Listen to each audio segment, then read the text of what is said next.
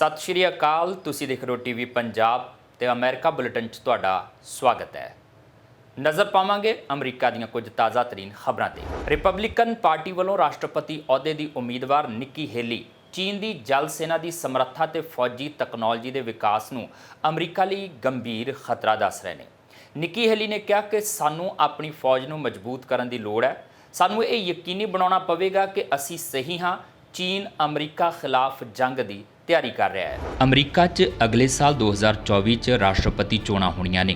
Republican party ਵੱਲੋਂ ਨਿੱਕੀ Haley ਰਾਸ਼ਟਰਪਤੀ ਅਹੁਦੇ ਦੀ ਉਮੀਦਵਾਰ ਹੈ। ਅਮਰੀਕਾ ਦੇ ਫੌਕਸ ਨਿਊਜ਼ ਤੇ ਐਤਵਾਰ ਨੂੰ ਇੱਕ ਇੰਟਰਵਿਊ ਦਿੰਦੇ ਹੋਏ ਉਹਨਾਂ ਨੇ ਚੀਨ ਦੀ ਜਲ ਸੈਨਾ ਦੀ ਸਮਰੱਥਾ ਅਤੇ ਫੌਜੀ ਤਕਨਾਲੋਜੀ ਦੇ ਵਿਕਾਸ ਨੂੰ ਅਮਰੀਕਾ ਲਈ ਗੰਭੀਰ ਖਤਰਾ ਦੱਸਿਆ ਹੈ। ਅਮਰੀਕੀ ਰਾਸ਼ਟਰਪਤੀ ਅਹੁਦੇ ਦੀ ਉਮੀਦਵਾਰ ਨਿੱਕੀ ਹੇਲੀ ਨੇ ਕਿਹਾ, ਜੇਕਰ ਤੁਸੀਂ ਫੌਜੀ ਸਥਿਤੀ ਤੇ ਨਜ਼ਰ ਮਾਰੋ ਤਾਂ ਚੀਨ ਕੋਲ ਹੁਣ ਦੁਨੀਆ ਦਾ ਸਭ ਤੋਂ ਵੱਡਾ ਜਲ ਸੈਨਾ ਬੇੜਾ ਹੈ। ਹੇਲੀ ਨੇ ਚੇਤਾਵਨੀ ਦਿੱਤੀ ਕਿ ਚੀਨ ਸਾਡੇ ਨਾਲ ਦਹਾਕਿਆਂ ਤੋਂ ਜੰਗ ਦੀ ਤਿਆਰੀ ਕਰ ਰਿਹਾ ਹੈ ਤੇ ਜਿਸ ਤਰ੍ਹਾਂ ਨਾਲ ਸਾਨੂੰ ਚੀਨ ਨਾਲ ਨਜਿੱਠਣਾ ਚਾਹੀਦਾ ਹੈ ਉਸ ਬਾਰੇ ਕੱਲ੍ਹ ਨੂੰ ਨਹੀਂ ਸੋਚਣਾ ਚਾਹੀਦਾ। ਇੱਕ ਰਿਪੋਰਟ ਦਾ ਹਵਾਲਾ ਦਿੰਦੇ ਹੋਏ ਰਿਪਬਲਿਕਨ ਪਾਰਟੀ ਦੀ ਮੈਂਬਰ ਹੇਲੀ ਨੇ ਚੀਨ ਦੀ ਜਲ ਸੈਨਾ ਦੀ ਸਮਰੱਥਾ ਬਾਰੇ ਕਿਹਾ ਕਿ ਉਹਨਾਂ ਕੋਲ 340 ਜਹਾਜ਼ ਹਨ ਤੇ ਸਾਡੇ ਕੋਲ 293 ਜਹਾਜ਼ ਨੇ। ਉਹਨਾਂ ਕੋਲ ਅਗਲੇ 2 ਸਾਲਾਂ 'ਚ 400 ਜਹਾਜ਼ ਹੋਣਗੇ ਤੇ ਸਾਡੇ ਕੋਲ 2 ਦਹਾਕਿਆਂ ਵਿੱਚ 350 ਨਹੀਂ ਹੋਣਗੇ। ਨਿੱਕੀ ਹੇਲੀ ਨੇ ਕਿਹਾ, ਸਾਨੂੰ ਕੁਝ ਕੰਮ ਕਰਨਾ ਪਵੇਗਾ ਤੇ ਸਾਨੂੰ ਆਪਣੀ ਫੌਜ ਨੂੰ ਮਜ਼ਬੂਤ ਕਰਨ ਦੀ ਲੋੜ ਹੈ। ਸਾਨੂੰ ਇਹ ਯਕੀਨੀ ਬਣਾਉਣਾ ਪਵੇਗਾ ਕਿ ਅਸੀਂ ਸਹੀ ਹਾਂ। ਚੀਨ ਅਮਰੀਕਾ ਖਿਲਾਫ ਜੰਗ ਦੀ ਤਿਆਰੀ ਕਰ ਰਿਹਾ ਹੈ। ਪਿਛਲੇ ਹਫ਼ਤੇ ਆਪਣੀ ਚੀਨ ਨੀਤੀ ਦਾ ਖੁਲਾਸਾ ਕਰਨ ਲਈ ਇੱਕ ਭਾਸ਼ਣ ਦੌਰਾਨ ਹੇਲੀ ਨੇ ਏਸ਼ੀਆਈ ਦਿੱਗਜ ਨੂੰ ਦੁਸ਼ਮਣ ਕਰਾਰ ਦਿੱਤਾ ਸੀ। ਇਸ ਤੋਂ ਬਾਅਦ ਵਾਸ਼ਿੰਗਟਨ ਡੀਸੀ ਸਥਿਤ ਚੀਨੀ ਦੂਤਾਵਾਸ ਦੇ ਬੁਲਾਰੇ ਨੇ ਉਹਨਾਂ ਦੇ ਬਿਆਨਾਂ ਤੇ ਪ੍ਰਤੀਕਿਰਿਆ ਦਿੱਤੀ ਸੀ। ਅਮਰੀਕੀ ਰਾਸ਼ਟਰਪਤੀ ਜੋ ਬਾਈਡਨ ਇਸ ਮਹੀਨੇ ਦੇ ਅੰਤ 'ਚ ਕਿੰਗ ਚਾਰਲਸ ਅਤੇ ਪ੍ਰਧਾਨ ਮੰਤਰੀ ਰਿਸ਼ੀ ਸੁਨਕ ਨੂੰ ਮਿਲਣ ਲਈ ਬ੍ਰਿਟੇਨ ਦੀ ਯਾਤਰਾ ਕਰਨ ਵਾਲੇ ਨੇ। ਬਾਈਡਨ 9 ਤੋਂ 13 ਜੁਲਾਈ ਤੱਕ ਲਿਥੁਆਨੀਆ ਅਤੇ ਫਿਨਲੈਂਡ ਦੀ ਵੀ ਯਾਤਰਾ ਕਰਨਗੇ।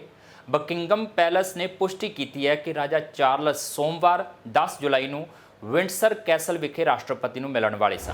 ਅਮਰੀਕੀ ਰਾਸ਼ਟਰਪਤੀ ਜੋ ਬਾਈਡਨ ਇਸ ਮਹੀਨੇ ਦੇ ਅੰਤ 'ਚ ਕਿੰਗ ਚਾਰਲਸ ਤੇ ਪ੍ਰਧਾਨ ਮੰਤਰੀ ਰਿਸ਼ੀ ਸੁਨਕ ਨੂੰ ਮਿਲਣ ਲਈ ਬ੍ਰਿਟੇਨ ਦੀ ਯਾਤਰਾ ਕਰਨ ਵਾਲੇ ਨੇ। ਮਈ 'ਚ ਤਾਜਪੋਸ਼ੀ ਤੋਂ ਬਾਅਦ ਇਹ ਪਹਿਲੀ ਵਾਰ ਹੈ ਜਦੋਂ ਅਮਰੀਕੀ ਰਾਸ਼ਟਰਪਤੀ ਰਾਜਾ ਨੂੰ ਮਿਲਣਗੇ। ਬਾਈਡਨ ਦੀ ਵਿਦੇਸ਼ ਕੂਟਨੀਤਿਕ ਯਾਤਰਾ, ਜਿਸ ਵਿੱਚ ਉਹ ਲਿਥੁਆਨੀਆ ਅਤੇ ਫਿਨਲੈਂਡ ਦੀ ਵੀ ਯਾਤਰਾ ਕਰਨਗੇ, 9 ਤੋਂ 13 ਜੁਲਾਈ ਤੱਕ ਹੋਵੇਗੀ। ਬਕਿੰਗਮ ਪੈਲੇਸ ਨੇ ਪੁਸ਼ਟੀ ਕੀਤੀ ਹੈ ਕਿ ਰਾਜਾ ਚਾਰਲਸ ਸੋਮਵਾਰ 10 ਜੁਲਾਈ ਨੂੰ ਵਿੰਡਸਰ ਕੈਸਲ ਵਿਖੇ ਰਾਸ਼ਟਰਪਤੀ ਨੂੰ ਮਿਲਣ ਵਾਲੇ ਨੇ। ਬੇਸ਼ੱਕ ਬਾਈਡਨ ਮਈ 'ਚ ਕਿੰਗ ਦੀ ਤਾਜਪੋਸ਼ੀ 'ਚ ਸ਼ਾਮਲ ਨਹੀਂ ਹੋਏ, ਪਰ ਉਹਨਾਂ ਦੀ ਪਤਨੀ ਜਿਲ ਬਾਈਡਨ ਅਤੇ ਉਸ ਦੀ ਪੋਤੀ ਇਸ ਸਮਾਗਮ ਦੇ ਵਿੱਚ ਸ਼ਾਮਲ ਹੋਏ ਸਨ। ਬਾਈਡਨ ਸਤੰਬਰ 'ਚ ਵੈਸਟਮਿੰਸਟਰ ਐਬੇ 'ਚ ਮਹਾਰਾਣੀ ਐਲਿਜ਼ਾਬੇਥ ਦੇ ਅੰਤਿਮ ਸੰਸਕਾਰ 'ਚ ਮੌਜੂਦ ਸਨ। ਅੰਤਿਮ ਸੰਸਕਾਰ ਦੀ ਪੂਰਵ ਸੰਧਿਆ ਤੇ ਉਹ ਵਿਸ਼ਵ ਆਗੂਆਂ ਲਈ ਕਿੰਗ ਦੁਆਰਾ ਆਯੋਜਿਤ ਇੱਕ ਰਿਸੈਪਸ਼ਨ 'ਚ ਵੀ ਸ਼ਾਮਲ ਹੋਏ ਸਨ। ਵਾਈਟ ਹਾਊਸ ਨੇ ਕਿਹਾ ਹੈ ਕਿ ਇਸ ਮਹੀਨੇ ਦੀ ਮੀਟਿੰਗ ਸਾਡੇ ਦੇਸ਼ਾਂ ਵਿਚਕਾਰ ਨੇੜਲੇ ਸਬੰਧਾਂ ਨੂੰ ਹੋਰ ਮਜ਼ਬੂਤ ਕਰੇਗੀ। ਡਾਊਨਿੰਗ ਸਟਰੀਟ ਨੇ ਅਜਿਹਾ ਹੀ ਬਿਆਨ ਜਾਰੀ ਕਰਦਿਆਂ ਕਿਹਾ ਕਿ ਬਾਈਡਨ ਦੀ ਆਉਣ ਵਾਲੀ ਫੇਰੀ ਯੂਕੇ ਅਤੇ ਯੂਐਸ ਦਰਮਿਆਨ ਮਜ਼ਬੂਤ ਰਿਸ਼ਤੇ ਨੂੰ ਦਰਸਾਉਂਦੀ ਹੈ। ਯੂਕੇ ਤੋਂ ਬਾਅਦ ਅਮਰੀਕੀ ਰਾਸ਼ਟਰਪਤੀ 11 ਅਤੇ 12 ਜੁਲਾਈ ਨੂੰ ਹੋਣ ਵਾਲੇ ਨਾਟੋ ਸੰਮੇਲਨ ਲਈ ਲਿਥੁਆਨੀਆ ਦੇ ਵਿਲਨੀਅਸ ਦੀ ਯਾਤਰਾ ਕਰਨਗੇ।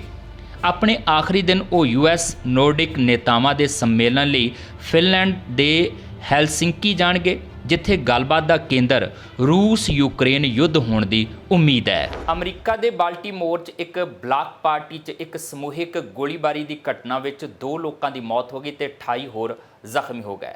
ਅਧਿਕਾਰੀਆਂ ਦੇ ਹਵਾਲੇ ਨਾਲ ਸਾਹਮਣੇ ਆਈ ਰਿਪੋਰਟ 'ਚ ਕਿਹਾ ਗਿਆ ਕਿ 9 ਲੋਕਾਂ ਨੂੰ ਇਲਾਜ ਲਈ ਇਲਾਕੇ ਦੇ ਹਸਪਤਾਲ 'ਚ ਲਿਜਾਇਆ ਗਿਆ ਤੇ ਜ਼ਖਮੀਆਂ 'ਚੋਂ 3 ਦੀ ਹਾਲਤ ਗੰਭੀਰ ਹੈ। ਅਮਰੀਕਾ ਦੇ ਬਾਲਟੀਮੋਰ 'ਚ ਹੋਏ ਸਮੂਹਿਕ ਗੋਲੀਬਾਰੀ 'ਚ 2 ਲੋਕਾਂ ਦੀ ਮੌਤ ਹੋ ਗਈ, ਜਦਕਿ 28 ਲੋਕ ਜ਼ਖਮੀ ਹੋ ਗਏ। ਜ਼ਖਮੀਆਂ ਨੂੰ ਨੇੜਲੇ ਹਸਪਤਾਲ 'ਚ ਦਾਖਲ ਕਰਵਾਇਆ। ਇਹਨਾਂ 'ਚੋਂ 3 ਦੀ ਹਾਲਤ ਗੰਭੀਰ ਦੱਸੀ ਜਾ ਰਹੀ ਹੈ। ਇਹ ਗੋਲੀਬਾਰੀ ਐਤਵਾਰ ਨੂੰ ਗ੍ਰੇਟਨਾ ਐਵੇਨਿਊ ਦੇ 800 ਬਲਾਕ 'ਚ ਹੋਈ ਸੀ। ਪੁਲਿਸ ਮੁਤਾਬਕ ਮਰਨ ਵਾਲਿਆਂ 'ਚ 18 ਸਾਲ ਦੀ ਕੁੜੀ ਤੇ 20 ਸਾਲ ਦਾ ਨੌਜਵਾਨ ਸ਼ਾਮਲ ਨੇ।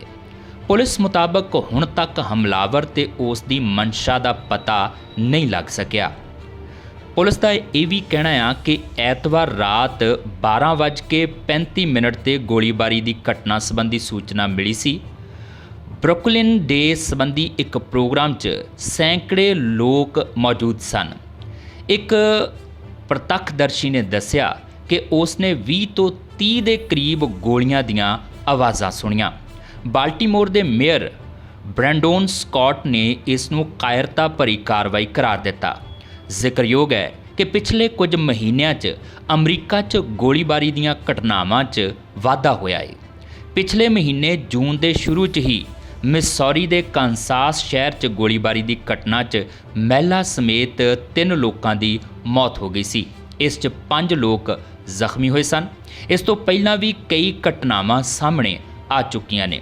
ਇਸ ਨੂੰ ਰੋਕਣ ਲਈ ਸਰਕਾਰ ਵੱਲੋਂ ਹਥਿਆਰਾਂ ਤੇ ਸਖਤੀ ਵਰਤੇ ਜਾਣ ਦੀ ਗੱਲ ਕਹੀ ਜਾ ਚੁੱਕੀ ਹੈ, ਪਰ ਫਿਰ ਵੀ ਅਜਿਹੀਆਂ ਘਟਨਾਵਾਂ ਰੁਕਣ ਦਾ ਨਾਮ ਨਹੀਂ ਲੈ ਰਹੀਆਂ। ਉਧਰ ਅਮਰੀਕਾ ਦੇ ਕਾਂਸਾਸ ਦੇ ਇੱਕ ਕਲੱਬ 'ਚ ਵੀ ਐਤਵਾਰ ਸਵਖਤੇ ਹੋਈ ਗੋਲੀਬਾਰੀ 'ਚ 9 ਲੋਕ ਜ਼ਖਮੀ ਹੋ ਗਏ। 7 ਲੋਕ ਗੋਲੀ ਲੱਗਣ ਕਾਰਨ ਫੱਟੜ ਹੋਏ ਨੇ, ਜਦਕਿ 2 ਹੋਰ ਗੋਲੀਬਾਰੀ ਮਗਰੋਂ ਭੱਜ ਦੌੜ ਮਚਣ ਕਰਕੇ ਜ਼ਖਮੀ ਹੋਏ। ਇਹ ਘਟਨਾ ਸਿਟੀ ਨਾਈਟਸ ਨਾਈਟ ਕਲੱਬ 'ਚ ਰਾਤ 1 ਵਜੇ ਦੇ ਕਰੀਬ ਵਾਪਰੀ। ਪੁਲਿਸ ਨੇ ਦੱਸਿਆ ਕਿ 7 ਲੋਕਾਂ ਨੂੰ ਗੋਲੀ ਲੱਗੀ ਹੈ। ਉਹਨਾਂ ਕਿਹਾ ਕਿ ਜਾਂਚ ਹਾਲੇ ਮੁੱਢਲੇ ਦੌਰ 'ਚ ਹੈ। ਉਹਨਾਂ ਇਹ ਵੀ ਕਿਹਾ ਕਿ ਗੋਲੀਬਾਰੀ 'ਚ ਕਿਸੇ ਦੀ ਮੌਤ ਨਹੀਂ ਹੋਈ, ਪਰ ਕਈ ਗੰਭੀਰ ਰੂਪ 'ਚ ਜ਼ਖਮੀ ਹੋਏ ਨੇ। ਸਾਰੇ ਪੀੜਤਾਂ ਦਾ ਖੇਤਰੀ ਹਸਪਤਾਲ 'ਚ ਇਲਾਜ ਚੱਲ ਰਿਹਾ ਹੈ। ਗੋਲੀਬਾਰੀ ਦਾ ਸ਼ਿਕਾਰ ਹੋਏ ਪੀੜਤਾਂ 'ਚ 5 ਜਣੇ 21 ਤੋਂ 34 ਸਾਲ ਦੇ ਵਿਚਾਲੇ ਨੇ। ਇੱਕ 21 ਤੋਂ 24 ਸਾਲ ਦੀ ਮਹਿਲਾ ਵੀ ਫੱਟੜ ਹੈ। ਭੱਜ ਦੌੜ 'ਚ ਇੱਕ 30 ਸਾਲ ਦੀ ਔਰਤ ਤੇ 31 ਸਾਲ ਦਾ ਪੁਰਸ਼ ਜ਼ਖਮੀ ਹੋਇਆ ਹੈ। ਪੁਲਿਸ ਨੇ ਕਿਹਾ ਕਿ ਗੋਲੀਆਂ 4 ਬੰਦੂਕਾਂ 'ਚੋਂ ਚੱਲੀਆਂ ਨੇ। ਸ਼ੱਕ ਦੇ ਆਧਾਰ ਤੇ ਇੱਕ ਵਿਅਕਤੀ ਨੂੰ ਹਿਰਾਸਤ 'ਚ ਲਿਆ ਗਿਆ ਹੈ। ਇਹ ਘਟਨਾ ਵਿਚੀਟਾ ਸ਼ਹਿਰ ਵਿੱਚ ਵਾਪਰੀ, ਜਿਸ ਦੀ ਆਬਾਦੀ 4 ਲੱਖ ਹੈ। ਇਹ ਮਿਸੂਰੀ ਦੇ ਕਾਂਸਾਸ ਸ਼ਹਿਰ ਤੋਂ 200 ਮੀਲ ਦੂਰ ਹੈ। ਹਰ ਸਾਲ ਵਾਂਗ ਇਸ ਵਾਰ ਵੀ 4 ਜੁਲਾਈ ਨੂੰ ਅਮਰੀਕਾ ਆਪਣਾ ਆਜ਼ਾਦੀ ਦਿਹਾੜਾ ਮਨਾਉਣ ਦੀ ਤਿਆਰੀ ਕਰ ਰਿਹਾ ਹੈ। ਅਮਰੀਕਾ ਦੇ ਲੋਕ ਵੱਖ-ਵੱਖ ਤਰੀਕਿਆਂ ਨਾਲ ਇਸ ਆਜ਼ਾਦੀ ਦਿਹਾੜੇ ਨੂੰ ਮਨਾਉਂਦੇ ਨੇ। 4 ਜੁਲਾਈ ਨੂੰ ਦੇਸ਼ ਭਰ ਦੇ ਕਈ ਕਸਬੇ ਅਤੇ ਸ਼ਹਿਰ ਪਰੇਡ ਦੀ ਮੇਜ਼ਬਾਨੀ ਕਰਦੇ ਨੇ। ਇਹਨਾਂ ਪਰੇਡਸ ਦੇ ਵਿੱਚ ਆਮ ਤੌਰ ਤੇ ਮਾਰਚਿੰਗ ਬੈਂਡ, ਝਾਕੀਆਂ, ਦੇਸ਼ ਭਗਤੀ ਦਾ ਪ੍ਰਦਰਸ਼ਨ ਤੇ ਲਾਲ, ਸਫੇਦ ਤੇ ਨੀਲੇ ਰੰਗ ਦੇ ਕੱਪੜੇ ਪਾ ਕੇ ਲੋਕ ਸ਼ਾਮਲ ਹੁੰਦੇ ਨੇ। ਹਰ ਸਾਲ 4 ਜੁਲਾਈ ਨੂੰ ਅਮਰੀਕਾ ਦਾ ਆਜ਼ਾਦੀ ਦਿਹਾੜਾ ਮਨਾਇਆ ਜਾਂਦਾ ਹੈ। ਇਸ ਦਿਨ ਨੂੰ 4 ਜੁਲਾਈ ਦੇ ਰੂਪ ਦੇ ਵਿੱਚ ਵੀ ਜਾਣਿਆ ਜਾਂਦਾ ਹੈ। ਦਰਅਸਲ 4 ਜੁਲਾਈ 1776 ਨੂੰ ਸੰਯੁਕਤ ਰਾਜ ਅਮਰੀਕਾ ਨੂੰ ਗ੍ਰੇਟ ਬ੍ਰਿਟੇਨ ਤੋਂ ਆਜ਼ਾਦੀ ਮਿਲੀ ਸੀ। ਹਰ ਸਾਲ ਇਸੇ ਦਿਨ ਨੂੰ ਆਜ਼ਾਦੀ ਦਿਹਾੜੇ ਦੇ ਰੂਪ 'ਚ ਧੂਮਧਾਮ ਨਾਲ ਮਨਾਇਆ ਜਾਂਦਾ ਹੈ। ਇਸ ਖਾਸ ਮੌਕੇ ਪੂਰੇ ਅਮਰੀਕਾ 'ਚ ਛੁੱਟੀ ਵੀ ਹੁੰਦੀ ਹੈ। ਇਸ ਵਾਰ ਆਜ਼ਾਦੀ ਦਿਵਸ ਮੰਗਲਵਾਰ ਨੂੰ ਮਨਾਇਆ ਜਾ ਰਿਹਾ ਹੈ। ਇਸ ਮੌਕੇ ਅਮਰੀਕਾ ਦੇ ਲੋਕ ਵੱਖ-ਵੱਖ ਤਰੀਕਿਆਂ ਨਾਲ ਆਪਣੇ ਜਸ਼ਨ ਮਨਾਉਂਦੇ ਨੇ। ਇਹਨਾਂ ਤਰੀਕਿਆਂ ਦੀ ਗੱਲ ਕਰੀਏ ਤਾਂ 4 ਜੁਲਾਈ ਨੂੰ ਦੇਸ਼ ਭਰ ਦੇ ਕਈ ਕਸਬੇ ਅਤੇ ਸ਼ਹਿਰ ਪਰੇਡ ਦੀ ਮੇਜ਼ਬਾਨੀ ਕਰਦੇ ਨੇ। ਇਹਨਾਂ ਪਰੇਡਸ ਦੇ ਵਿੱਚ ਆਮ ਤੌਰ ਤੇ ਮਾਰਚਿੰਗ ਬੈਂਡ, ਝਾਕੀਆਂ, ਦੇਸ਼ ਭਗਤੀ ਦਾ ਪ੍ਰਦਰਸ਼ਨ ਅਤੇ ਲਾਲ, ਸਫੈਦ ਤੇ ਨੀਲੇ ਰੰਗ ਦੇ ਕੱਪੜੇ ਪਾ ਕੇ ਲੋਕ ਸ਼ਾਮਲ ਹੁੰਦੇ ਨੇ। ਇਸ ਮੌਕੇ ਤੇ ਦੇਸ਼ ਭਰ 'ਚ ਕਈ ਲੋਕ ਆਪਣੇ ਘਰਾਂ ਅਤੇ ਵਿਹੜਿਆਂ ਨੂੰ ਦੇਸ਼ ਭਗਤੀ ਥੀਮ ਦੇ ਮੁਤਾਬਕ ਸਜਾਉਂਦੇ ਨੇ। ਇਸ ਦੇ ਲਈ ਲੋਕ ਬੈਨਰ, ਗੁਬਾਰੇ, ਸਟ੍ਰੀਮਰ ਅਤੇ ਫੁੱਲ ਮਾਲਾਵਾਂ ਨਾਲ ਘਰਾਂ ਨੂੰ ਸਜਾਉਂਦੇ ਨੇ। ਇਸ ਦੇ ਲਈ ਲਾਲ, ਸਫੇਦ ਤੇ ਨੀਲੇ ਰੰਗ ਦਾ ਪ੍ਰਮੁੱਖਤਾ ਨਾਲ ਇਸਤੇਮਾਲ ਕੀਤਾ ਜਾਂਦਾ ਹੈ। ਅਮਰੀਕੀ ਆਜ਼ਾਦੀ ਦਿਵਸ ਦੌਰਾਨ ਰਾਸ਼ਟਰੀ ਝੰਡੇ ਦਾ ਪ੍ਰਦਰਸ਼ਨ ਕੀਤਾ ਜਾਂਦਾ ਹੈ, ਜਿਸ ਨੂੰ ਸਟਾਰਸ ਐਂਡ ਸਟ੍ਰਾਈਪਸ ਦੇ ਰੂਪ ਦੇ ਵਿੱਚ ਜਾਣਿਆ ਜਾਂਦਾ ਹੈ। ਘਰਾਂ, ਦੁਕਾਨਾਂ, ਦਫ਼ਤਰਾਂ, ਇਮਾਰਤਾਂ ਤੇ ਜਨਤਕ ਥਾਵਾਂ ਤੇ ਝੰਡੇ ਲਗਾਏ ਜਾਂਦੇ ਨੇ। ਕੁਝ ਲੋਕ ਝੰਡੇ ਦੇ ਡਿਜ਼ਾਈਨ ਵਾਲੇ ਕੱਪੜੇ ਵੀ ਪਾਉਂਦੇ ਨੇ। ਇਸ ਦੌਰਾਨ ਗਰਮੀਆਂ ਦੇ ਮੌਸਮ ਦੀਆਂ ਛੁੱਟੀਆਂ ਹੁੰਦੀਆਂ ਨੇ, ਇਸ ਲਈ ਲੋਕ ਅਕਸਰ ਆਊਟਡੋਰ ਸਰਗਰਮੀਆਂ ਕਰਦੇ ਨੇ। ਇਸ ਤਹਿਤ ਲੋਕ ਤੈਰਾਕੀ, ਲੰਬੀਆਂ ਪੈਦਲ ਯਾਤਰਾਵਾਂ, ਖੇਡਾਂ ਜਾਂ ਆਊਟਡੋਰ ਮਿਊਜ਼ਿਕ ਪ੍ਰੋਗਰਾਮ ਤੇ ਤਿਉਹਾਰਾਂ 'ਚ ਹਿੱਸਾ ਲੈਂਦੇ ਨੇ। ਆਤਿਸ਼ਬਾਜ਼ੀ ਦਾ ਪ੍ਰਦਰਸ਼ਨ ਆਜ਼ਾਦੀ ਦਿਵਸ ਸਮਾਗਮਾਂ ਦਾ ਇੱਕ ਪ੍ਰਮੁੱਖ ਹਿੱਸਾ ਹੈ। ਇਸ ਦੇ ਲਈ ਆਤਿਸ਼ਬਾਜ਼ੀ ਸ਼ੋਅ ਕੀਤੇ ਜਾਂਦੇ ਨੇ, ਜਿਸ ਵਿੱਚ ਅਕਸਰ ਸੰਗੀਤ ਦਾ ਇਸਤੇਮਾਲ ਹੁੰਦਾ ਹੈ। ਇਹਨਾਂ ਪ੍ਰੋਗਰਾਮਾਂ 'ਚ ਵੱਡੀ ਗਿਣਤੀ 'ਚ ਲੋਕ ਹਿੱਸਾ ਲੈਂਦੇ ਨੇ। ਇਸ ਮੌਕੇ ਲੋਕ ਖੁਦ ਵੀ ਆਤਿਸ਼ਬਾਜ਼ੀ ਖਰੀਦਦੇ ਨੇ ਤੇ ਸਥਾਨਕ ਨਿਯਮਾਂ ਅਤੇ ਸੁਰੱਖਿਆ ਮਾਪਦੰਡਾਂ ਦਾ ਪਾਲਣ ਕਰਦੇ ਹੋਏ ਆਤਿਸ਼ਬਾਜ਼ੀ ਕਰਦੇ ਨੇ। ਸੰਯੁਕਤ ਰਾਜ ਦੇ ਭੂ ਵਿਗਿਆਨਕ ਸਰਵੇਖਣ ਨੇ ਕਿਹਾ ਹੈ ਕਿ ਐਤਵਾਰ ਨੂੰ ਟੋਂਗਾ ਦੇ ਨਿਯਾਫੂ ਖੇਤਰ 'ਚ 6.9 ਤੀਬਰਤਾ ਦਾ ਭੂਚਾਲ ਆਇਆ। ਅਮਰੀਕੀ ਸੁਨਾਮੀ ਚੇਤਾਵਨੀ ਪ੍ਰਣਾਲੀ ਨੇ ਕਿਹਾ ਹੈ ਕਿ ਅਮਰੀਕਾ ਦੇ ਪੱਛਮੀ ਤੱਟ, ਬ੍ਰਿਟਿਸ਼ ਕੋਲੰਬੀਆ ਤੇ ਅਲਾਸਕਾ ਨੂੰ ਸੁਨਾਮੀ ਦਾ ਕੋਈ ਖਤਰਾ ਨਹੀਂ ਹੈ। USGS ਨੇ ਕਿਹਾ ਕਿ ਭੂਚਾਲ 247 ਕਿਲੋਮੀਟਰ ਦੀ ਡੂੰਘਾਈ ਤੇ ਸੀ। ਜਾਨੀ ਜਾਂ ਮਾਲੀ ਨੁਕਸਾਨ ਦੀ ਕੋਈ ਰਿਪੋਰਟ ਨਹੀਂ ਹੈ। ਭੂਚਾਲ 10:30 ਵਜੇ 225 ਕਿਲੋਮੀਟਰ ਦੀ ਡੂੰਘਾਈ ਤੇ ਆਇਆ। ਇਸ ਤੋਂ ਪਹਿਲਾਂ 16 ਜੂਨ ਨੂੰ ਵੀ ਟੋਂਗਾ 'ਚ 7.2 ਤੀਬਰਤਾ ਵਾਲੇ ਭੂਚਾਲ ਦੇ ਝਟਕੇ ਮਹਿਸੂਸ ਕੀਤੇ ਗਏ ਸਨ। ਭੂਚਾਲ ਦਾ ਕੇਂਦਰ ਟੋਂਗਾ ਦੇ ਲਗਭਗ 280 ਕਿਲੋਮੀਟਰ ਦੱਖਣ ਪੱਛਮ ਦੇ ਵਿੱਚ 167.4 ਕਿਲੋਮੀਟਰ ਦੀ ਡੂੰਘਾਈ 'ਚ ਸਥਿਤ ਸੀ। ਸੋਮਵਾਰ ਨੂੰ ਪੂਰਬੀ ਸੰਯੁਕਤ ਰਾਜ ਦੇ ਵੱਖ-ਵੱਖ ਹਿੱਸਿਆਂ 'ਚ ਭਾਰੀ ਗਰਜ ਤੂਫਾਨ ਦੀ ਸੰਭਾਵਨਾ ਸੀ, ਕਿਉਂਕਿ ਦੱਖਣ ਪੱਛਮ ਜੁਲਾਈ ਦੇ ਲੰਬੇ ਹਫ਼ਤੇ ਦੇ ਅੰਤ ਤੱਕ ਲਗਾਤਾਰ ਗਰਮੀ ਦੇ ਕਹਿਰ ਦੇ ਅਧੀਨ ਰਿਹਾ। ਨੈਸ਼ਨਲ ਵੈਦਰ ਸਰਵਿਸ ਨੇ ਸੋਮਵਾਰ ਨੂੰ ਇੱਕ ਅਪਡੇਟ 'ਚ ਕਿਹਾ ਕਿ ਪੂਰਬੀ ਅਮਰੀਕਾ ਦੇ ਬਹੁਤ ਸਾਰੇ ਹਿੱਸਿਆਂ 'ਚ ਤੇਜ਼ ਮੀਂਹ ਤੇ ਗਰਜ ਤੂਫਾਨ ਦੀ ਸੰਭਾਵਨਾ ਹੈ, ਜਿਸ ਵਿੱਚ ਹੇਠਲੇ ਝੀਲਾਂ ਤੋਂ ਦੱਖਣੀ ਨਿਊ ਇੰਗਲੈਂਡ ਤੱਕ ਦੇ ਕੁਝ ਖੇਤਰਾਂ 'ਚ ਹੜ੍ਹ ਆਉਣ ਦੀ ਸੰਭਾਵਨਾ ਹੈ। ਮੌਸਮ ਸੇਵਾ ਨੇ ਕਿਹਾ ਹੈ ਕਿ ਦੱਖਣ ਦੇ ਅੰਦਰੂਨੀ, ਦੱਖਣ ਪੂਰਬ ਤੇ ਡੂੰਘੇ ਦੱਖਣ ਤੱਕ ਭਾਰੀ ਮੀਂਹ ਤੇ ਗਰਜ ਤੂਫਾਨ ਦੀ ਵੀ ਘੱਟ ਸੰਭਾਵਨਾ ਹੈ। ਵੈਦਰ ਸਰਵਿਸ ਨੇ ਇਹ ਵੀ ਕਿਹਾ ਕਿ ਸੁਤੰਤਰਤਾ ਦਿਵਸ ਤੇ ਪੂਰਬੀ ਸੰਯੁਕਤ ਰਾਜ 'ਚ ਮੀਂਹ ਅਤੇ ਤੂਫਾਨ ਦੀ ਸੰਭਾਵਨਾ ਆਮ ਤੌਰ ਤੇ ਘਟ ਜਾਵੇਗੀ, ਕਿਉਂਕਿ ਘੱਟ ਦਬਾਅ ਪ੍ਰਣਾਲੀ ਦੇ ਹੋਰ ਕਮਜ਼ੋਰ ਹੋਣ ਦੀ ਭਵਿੱਖਬਾਣੀ ਕੀਤੀ ਗਈ ਹੈ। ਵੈਦਰ ਸਰਵਿਸ ਨੇ ਕਿਹਾ, ਗੰਭੀਰ ਮੌਸਮ ਦੇ ਹਫ਼ਤੇ ਦੇ ਅੰਤ 'ਚ ਦੁਨੀਆ ਦੇ ਸਭ ਤੋਂ ਤੇਜ਼ ਮੋਟਰ ਸਪੋਰਟਸ ਐਥਲੀਟਾਂ ਤੇ ਬ੍ਰੇਕ ਲਗਾ ਦਿੱਤੀ ਗਈ ਹੈ, ਕਿਉਂਕਿ ਇੱਥੇ ਵੀ ਬਾਰਿਸ਼ ਦੀ ਸੰਭਾਵਨਾ ਲਗਾਤਾਰ ਨਜ਼ਰ ਆ ਰਹੀ ਹੈ। ਇਸ ਦੇ ਨਾਲ ਹੀ ਜਸਵੀਰ ਨੂੰ ਦਿਓ ਇਜਾਜ਼ਤ। ਸਤਿ ਸ਼੍ਰੀ ਅਕਾਲ।